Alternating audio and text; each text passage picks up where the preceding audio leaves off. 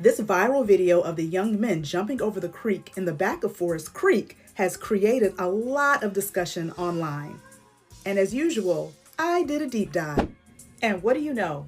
That little creek has some historical significance. Well, I did a little digging and found out that the name of the creek is called Henson Creek, but it used to be called Broad Creek, and it's a runoff of the Anacostia River. And that runoff of the Anacostia River stops right at Forest Creek Apartments, or better known as Regency Park Apartments. So if you follow that creek out of Forest Creek and all the way into what is now DC, you will get to the Anacostia River. So let's talk a little bit about the Anacostia River. The Anacostia River, oops, wrong picture. The Anacostia River was the home of the Nacotchtank, sorry for my pronunciation, or the Anacostian tribe of the indigenous Americans. They were expert fishers and traders, and they lived peacefully along the river from 1608 to 1930.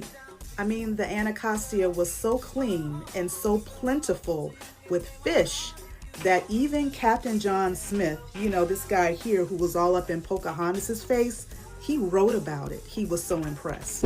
And this is a picture of the Anacostians from 1915. Yeah, they look like they could be my cousins. Well, after the Europeans settled, they cleared the land, the area eroded, and it became a dumping ground for trash and sewage.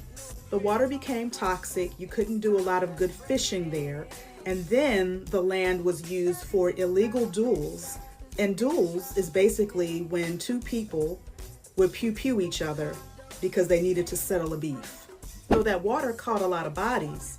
And water holds memory, it holds energy, and it holds emotions, and it adapts to its environment. Sidebar, Marvin Gaye, who was a DC native, used to hang out by the Anacostia for solitude and probably to write some of his wonderful songs.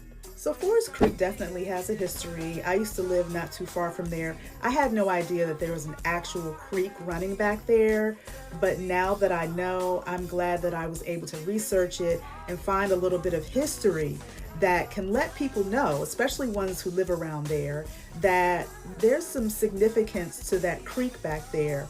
And you got a hidden gem behind you with a lot of history. So what do you think of my video? Did you know that there was an actual creek back there? Have you ever jumped over the creek like those young men in the video?